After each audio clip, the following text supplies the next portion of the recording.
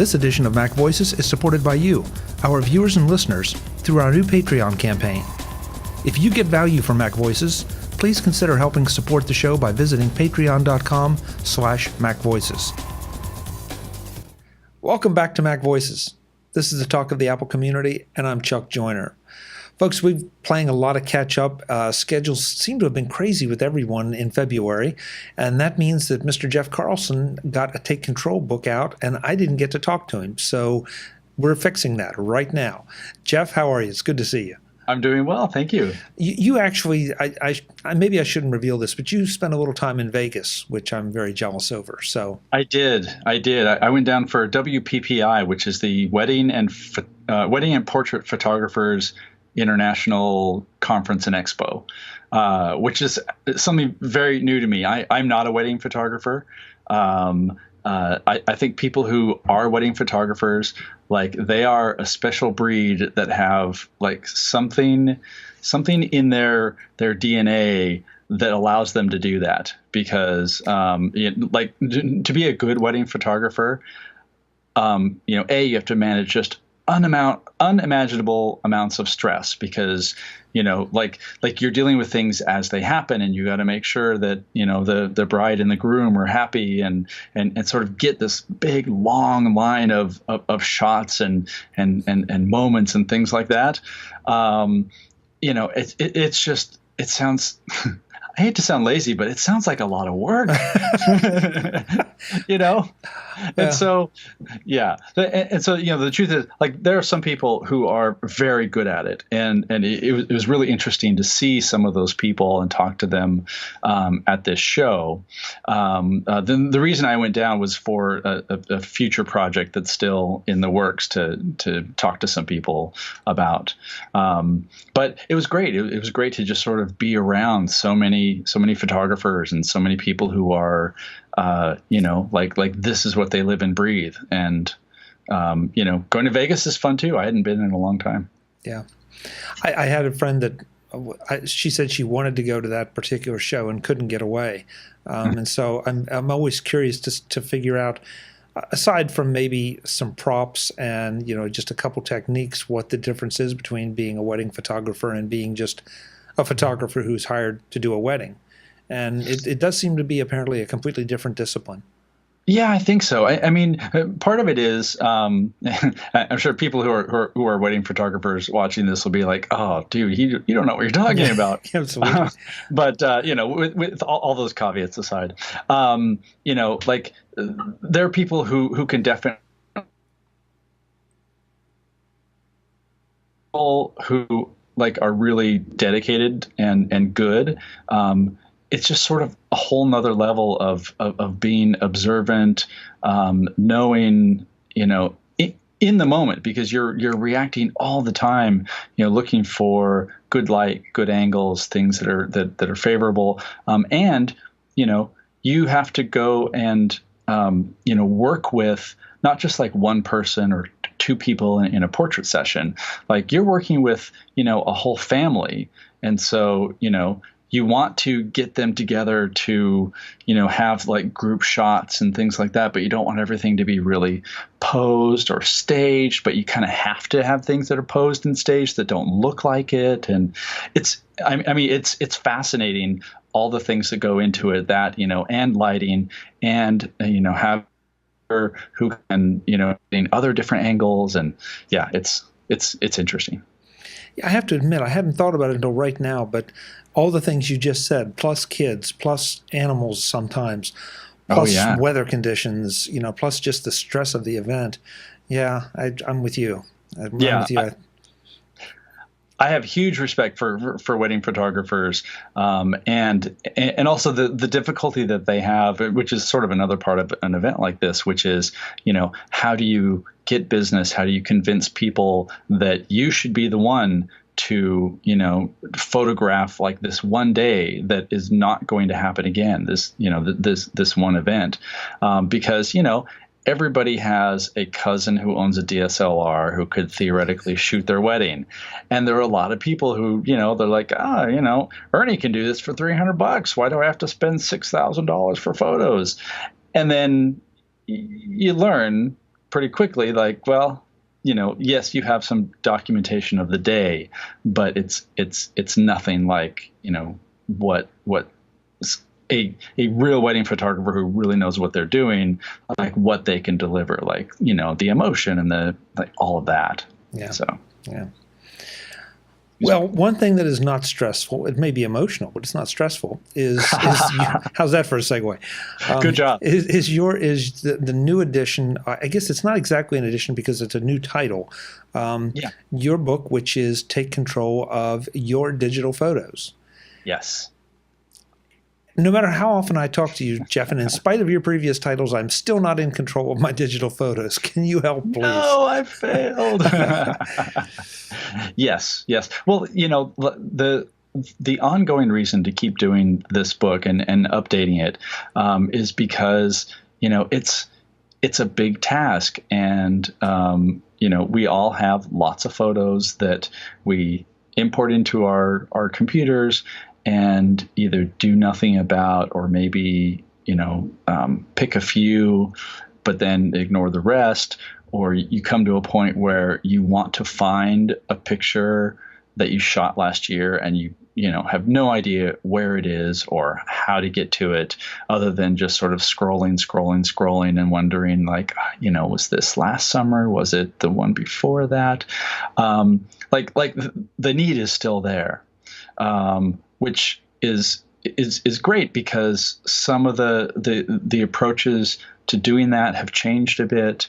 So that's part of why we updated the book, is just to to refresh it, to include some new information, and then also, like, part of the reason that it's a new edition rather than just like a little sort of dot revision is that I it's going to sound bad. I was always annoyed that it was take control of your digital photos on a Mac, which was, it's good and descriptive, but, almost everything in the book didn't necessarily have to be Mac focused. It was more so when we first wrote it, because it was about iPhoto and aperture and some things that didn't, run on Windows. But now, there's Lightroom and Photoshop Elements and the applications that I mentioned that run just the same on Windows and Mac. So, I was finally like, okay, there's no reason for this not to be a cross-platform title and just be take control of your digital photos, whoever you are, whatever computer you're running. It still has, Mac information about the Photos app, and, it's not like I stripped anything out of it. But, I would imagine that people who use Windows don't have some magic organizational scheme or gene that makes that better than on the Mac. So, we wanted to just open it up. It's an interesting way to look at it, I guess, because not we. I won't speak for you, but I'm certainly so steeped in the Mac that that's the focus I would bring to it. But when I stop and think about it, you're right. So many of the apps that you just mentioned are indeed cross-platform. Certainly, the online services are cross-platform. Oh, yeah. So it would just make a lot of sense to make that change. Exactly. Yeah. What's sort of interesting is when I went into this revision, I was thinking, okay, I'm going to make sure that I talk about the Windows side of things, and I knew that there's some sort of Photos like tool under Windows, and I'm sure that's what like most people are using. And so I had it all outlined. Here's going to be the section on this tool, and then also incorporating things with all the other applications. And to my surprise, despite really trying hard, the Microsoft Photos tool that ships with Windows 10 and later, I could not bring myself to really get in depth to go into depth about it in the book, because there's not much depth there. I was, one of the big things that I talk about in the book is a lot of sort of concepts and processes, because, regardless of what camera you use or what computer you use, there are just some good general guidelines, that we want to look for in a program. Like, for example, you want something that will do keywords so that you can find things later. You want something that will let you rate photos so you can pick out the better ones from the ones that you want to delete. Like some of those basic tenets. And the Microsoft Photos app didn't even measure up in a lot of those things. Like it's really bare bones. So I include it in areas where it is worth mentioning, but there's not that big, here's the default thing that comes with Windows and here's how to use it, because it's bad. it's just not very good. I feel like I could take us on a whole nother direction, because I do think that the applications that all of the applications that Apple ships with every single Mac for free really get kind of short shrift in a lot of places. Now Photos, of course, Photos has its very own Take Control book by Jason Snell, and it's so powerful. But yeah, it's just, I'm sorry, it's one more reason to buy a Mac, because you get all this great software for free. But we won't go too far. Won't go any farther down there, because if we do, we'll be here for an hour. Yeah. So, but I just, I found that to be surprising, but it also, it wasn't a deal killer. Excuse me. There are lots of things that you can take advantage of in terms of, like I said, like Lightroom and Photoshop Elements. And I included a little bit more about Mylio, which is an interesting application that lets you, keep track of your library and do some editing. And the other thing I added was the new Lightroom CC that I talk about in my other book, sort of incorporating that, because even though that's still a fairly new early program, it does most of the things that I would look for in a photo manager. So yes. Jeff, what is it about digital photos? And they're not that new anymore. There was a time they were very new, but they're not that new anymore.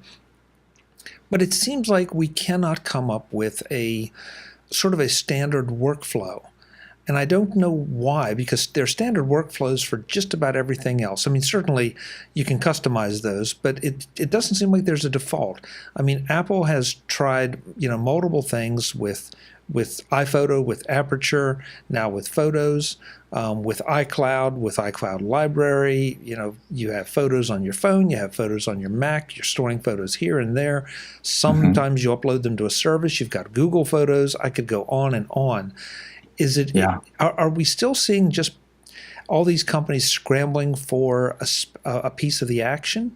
Or is there something unique about digital photos that just makes them not difficult to organize, but just a little more of a challenge than maybe I think they should be? That's a fantastic question. I think part of the issue is this. It represents like a huge volume of data. We're not really all that worried about having too many Word files or too many text files. But with photos, we have just massive amounts of volume, both in terms of the number of photos that we can take, because, we're not shooting rolls of film that are limited to 12 or 24, and then you go get them developed. It's super easy to go to a photo shoot or go on vacation and come back with 600 photos that you shot, because it's all just being stored on little memory cards. So there isn't that like okay, now I'm going to take a picture because this is the moment and I have a limited capacity. And there's also just the the bandwidth and the storage in terms of like file size, gigabytes and terabytes of data. Well, that those two things combined sort of spiral out into a lot of different possibilities. So, you have to deal with, what you can fit on your computer. You have to have software that can actually go through all those things, all those photos, and do it fast enough that you don't feel like you're, sitting in front of a photo book sort of turning pages. You need to be able to, find old photos. You need to be able to just pick out like the good photos from the bad photos. And I think from a, processing standpoint, and I've said this before, I'm not a developer, but it just seems very clear that it's turned out to be a harder problem than I think people have expected, because when your computer is sorting through all that stuff, it has to show you thumbnails, and it has to be able to bring up high resolution previews quickly. And so I think that there are, trade-offs and shortcuts that are done in order to make that happen. But then, that's like the engineering side.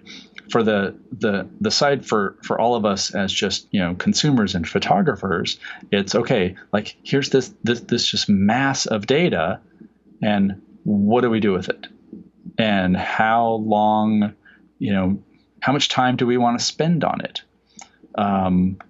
So it's like those questions of how to just manage a flood of information that we're not really used to dealing with. Does that make sense, or am I sort of talking in circles? No, it makes sense, because I don't think I ever thought about it exactly that way. I mean, obviously, I know that I've got digital photos filling up hard drive after hard drive. Yeah. But I also never contemplated the fact that in an afternoon I can create easily, 300, 400, 500 separate files, and there's still not a great way to name those files, to have a naming convention. Oh, right. I have to. I don't know if there is such a utility, but there are times I wonder if I could pick certain pieces out of the metadata to have the files renamed with, and not tagged, because tagging is a whole other question, but just named with, so that if I saw, Las Vegas, February 2018, and 001, 002, 003, that at least would give me something. I mean, I don't know if there's a utility out there to do that, and if there's not, developers, get on that for me. Yeah, there is. In fact, so part of what you bring up, which I think also goes to the original question, is it's not like there is a good way to do it. There are lots of different good ways to do it. So, for example, there are a lot of photographers who they actually want to rename all their files just like that, because they will be doing an event or, like a wedding or something, where it's important that all the file names represent the contents. And so they can just, file those into folders in the Finder and work that way. And that's one strategy. I know, people who do, red carpet events and things like that. That's good, because they don't need a whole lot of,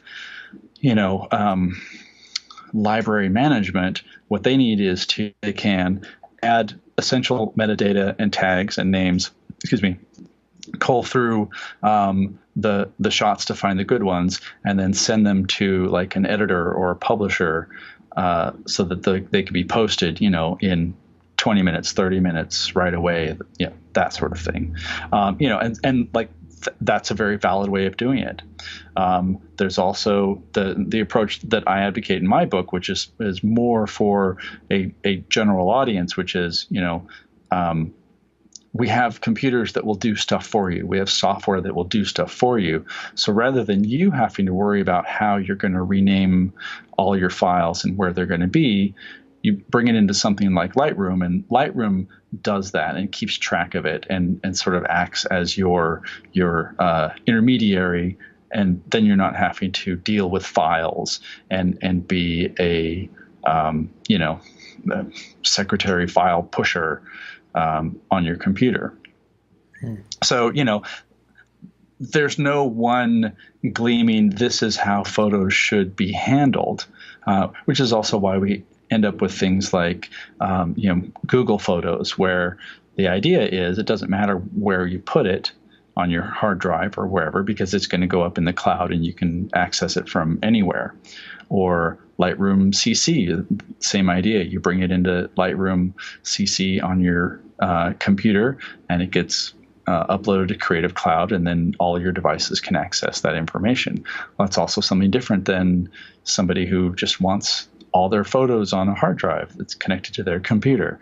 So I wish there was, one golden way, but there's not.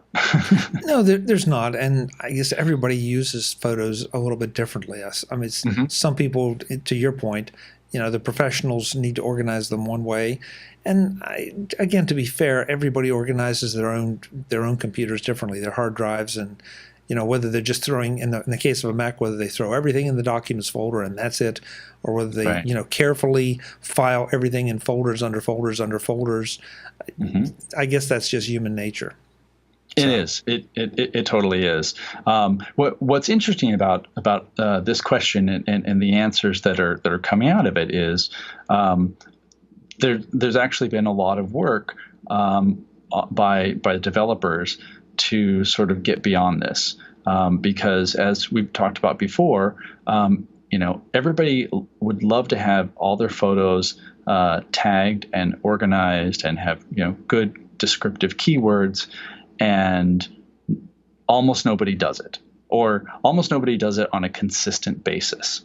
And so that's where you have this shift. I want to say, in the last 2 years, probably before that, but it's really picked up steam, to using machine learning and AI technologies to help you figure out what's in your photos so that you don't have to deal with any tagging.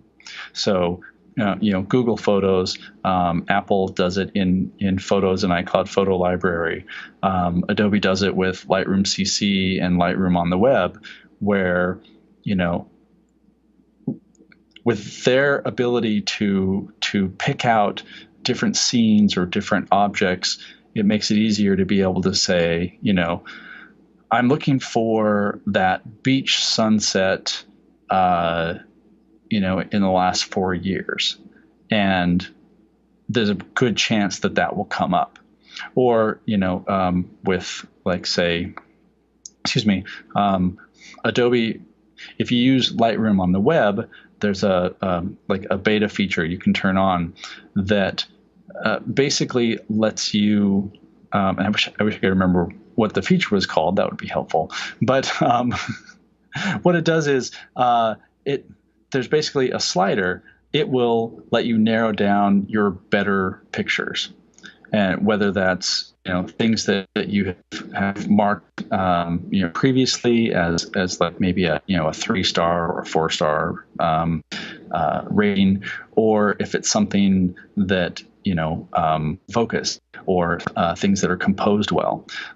Like it's looking at those sort of visual attributes and saying, these seem to be the better pictures, so that you don't have to go through and look at all your pictures. You can go to the AI and say, all right, I just got done on vacation. Which pictures do you think look the best? And it will come up with, a variable number depending on the slider setting you use. And in most cases, you'll be like, yeah, that one and that one and that one and that one. And then you can share those or do whatever. So, the whole point of this is that, there is a lot of work into trying to sort through all of this data And I think it's it's advancing, but it's just not quite there.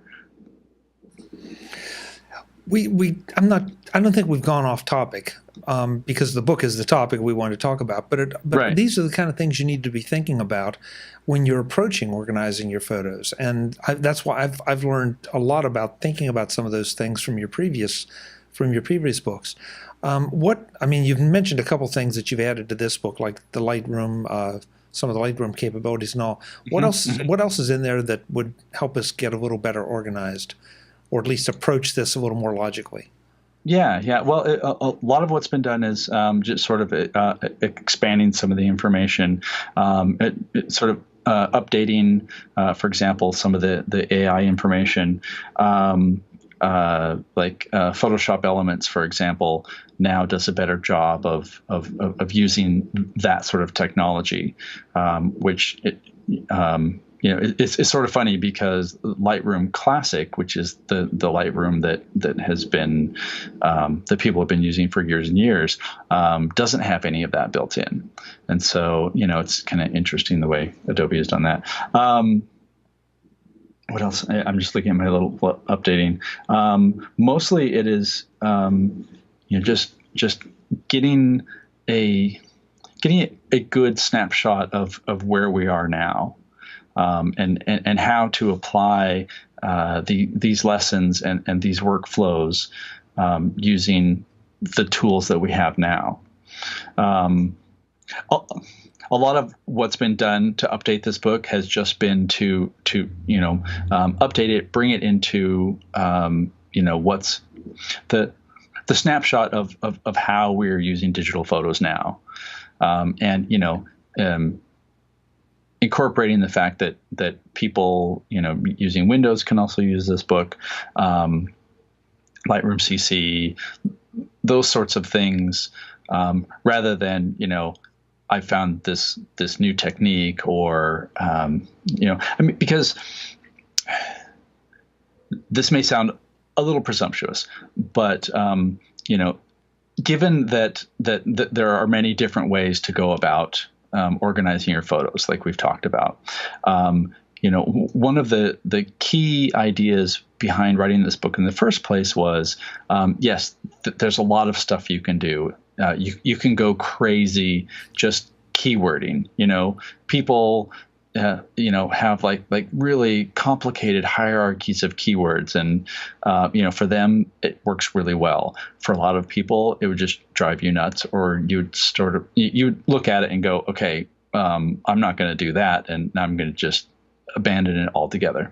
And so one of the big pushes of this book was to be able to organize and take advantage of all of these photos, and not feel like you have to kill yourself, or you have to, spend hours and hours and hours, keywording and organizing, because the fun part of taking photos is the taking the photos, capturing them, being out where you are experiencing things that are worthy of photos, right? And then the second part of that is looking at the photos later, or sharing them with friends, or posting them on Facebook. Between those two extremes, there's that middle ground of organizing and making it so that there is a way to find those images later, and a way to know that you're backing up your images. And people are like, oh, backups, like, why do I have to think about backups? Well, it goes back to the fact that these are the memories you're making, and because they are digital, and going back to like why are digital photos so different? A bad hard drive can wipe out all those photos, and then they're just gone. So what do you do about them? So the point of doing this book was, how can we do this in a way that is not going to be a real taxing effort on your part? And there are lots of things in the book that's, says, okay, if you really don't want to do this, that's fine. Do this instead. Or if you just know that you will never keyword anything, And that's okay, because that means you're a normal person and you're not, really hyper organized. I wish I was hyper organized. You can see my office behind me. I'm not hyper organized. We share that trait, Jeff.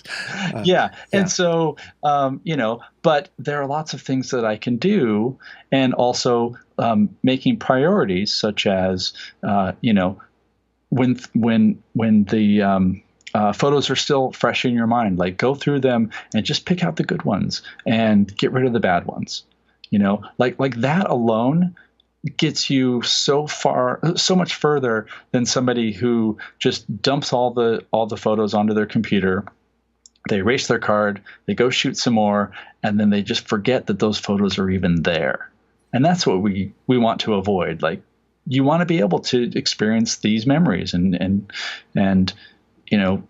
share the whole reason that you went out there in the first place to take pictures, and not, all this administrative stuff. You said something a little while back there that I think was interesting, because I'm not sure we all appreciate the fact that we now use our photos differently than maybe we did 3, 5, 7, 10 years ago. Good point. Arguably, we have, because of the iPhone or the ubiquity of cameras and that we always have with us. But also, I'm sitting here thinking, you mentioned Facebook. Facebook is forever. It's either a feature or an annoyance. I'm not sure which. A year ago, this is what you were doing, and they show you something. It's like, oh yeah, most of the time those are pretty pleasant memories. Mm-hmm. And the whole idea is that, okay, so now I'm posting things to social media that I never was doing before, and I'm if I'm not doing it, I'm certainly able to share photos right from my phone.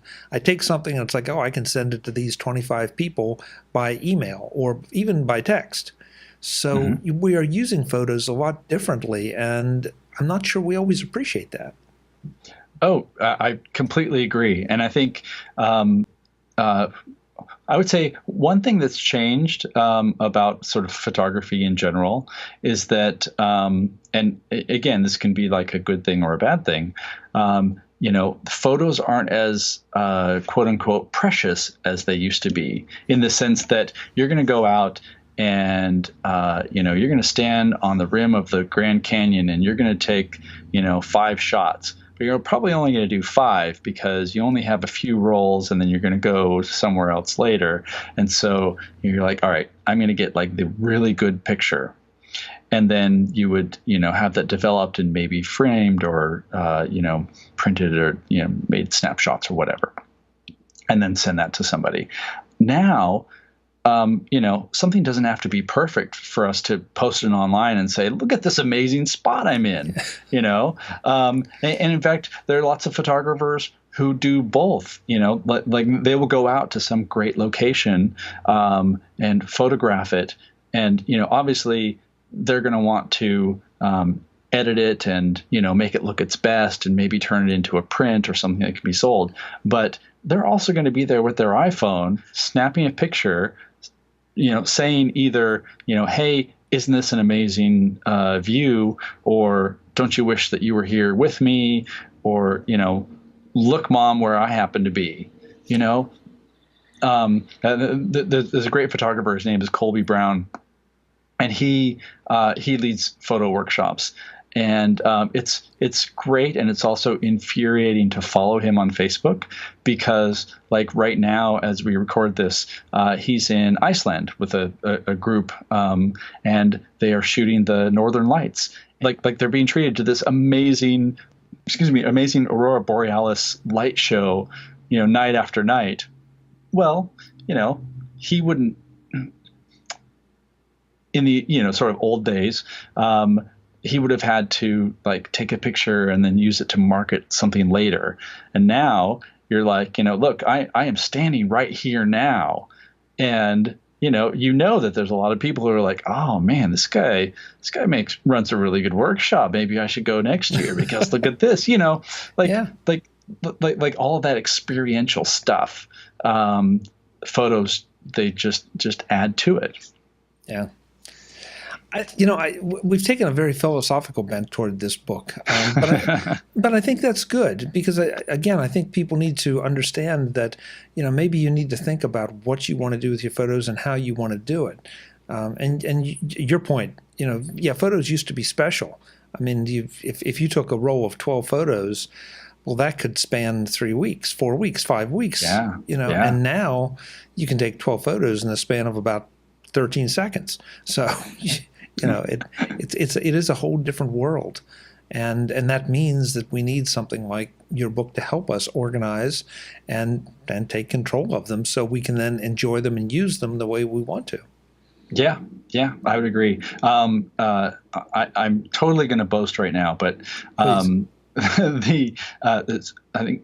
While I was working on this, Take Control got an email from a reader, and it's listed on the website. I don't know it verbatim, but basically he's like, I've spent years and years trying to,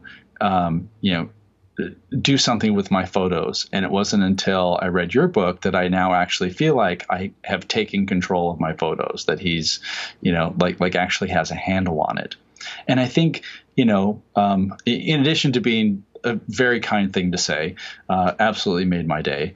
But it also points to that, that fact that I'm sure that all of us, there's a backlog, there's a pile of photos that we know we should get through, that dangerous word should. We should go through, and by gosh, one of these weekends, we're just going to buckle down and do it. And then the weekend comes and you get busy doing something else, or you start for an hour and then you realize that, oh boy, this is going to take a lot longer than I thought. Like I think we all have that. And so one of the benefits of the book and the process that's described in it is, here's how you don't have to carry that big weight of like photo expectation of what you need to do. Here's how to, hack at that a little bit at a time. Here's how to make sure that when you do import your photos, you can do a lot of this stuff that we want. We want the keywords and we want the titles and we want all of that. Like you can do that in like 2 steps when you're importing your photos, and then you don't have to worry about it. And you can stop there and still get, 70-80% of the benefit of being able to find them later. Yeah, and that's half the battle right there, because 70-80%, 40 or 50% may be good enough to really make a huge difference in your photos and your photo life. So yeah, I'm right there with you. I think that makes perfect sense. That makes perfect sense. And again, as much as we were joking at the outset, I definitely learned some things from the previous editions of these books that I implemented, and so I'm not the whole way there, but I'm definitely better than I was. And so, I'm looking forward to getting my hands on this edition and seeing, if you can nudge me another 10 or 15% along the path. Because I need help. I need help. What are the specifics of this book as far as price and all that? So the book is $14.99 just to buy it outright. I believe there's a price for people who own the previous edition, but I'm not sure offhand. I want to say it's like $10, but definitely go to the website and find out. If you do own a previous edition, there's a link, or you can just there's either a link in the book, or you can go to the Take Control website, and that'll tell you what the upgrade pricing is. I should know that off the top of my head, but I don't. But the other thing to note is that I also updated my Take Control of Lightroom CC book, and there's a very good bundle deal that Take Control is doing right now, since I also updated my Take Control of Lightroom CC book, which is also a $15 book. If you buy both of them together, you can get them for $20 rather than $30. So it's basically, if you don't own either book, you can buy one book for full price and get the other one for $5, which is a really cool deal. Definitely. Definitely. And of course, the website where you go to get all this wisdom is takecontrolbooks.com. Yep. That's important to note. And Mr. Jeff Carlson. Jeff, thank you for all the work, and I really mean that. And folks, if you are finding that you're frustrated with your digital photos, this is a good place, if not to start, or if not to finish, definitely to start, kind of getting control of things. Jeff, give us a quick rundown on where else folks can find you when you're not writing all this great information. Yes, the easiest place is jeffcarlson.com. That's my sort of all-purpose website. And that's where I link to articles I write. I have a monthly column in the Seattle Times that just talks about general Macintosh, sort of Apple and Mac issues. And you can find me in Macworld and dpreview.com and all places where words are valuable and published. Okay, never heard it put quite that way before. Gotta think about that. Jeff, thanks so much. We'll be talking to you again real soon here, definitely about the Lightroom book. Excellent. Thank you, Jack. Folks, I'm Chuck Joyner. This is Mac Voices. We will be back with more from Jeff and from other Take Control authors and from lots of other people. We hope you'll join us. Until the next time, thanks for watching. Visit MacVoices.com for show notes and to connect with Chuck on social media. Get involved in our Mac Voices Facebook group and get more out of your Apple Tech with Mac Voices magazine, free on Flipboard. And if you find value in it all, consider supporting us at patreon.com/MacVoices and join these folks who help keep Mac Voices coming to you. Advertising handled by Backbeat Media at backbeatmedia.com.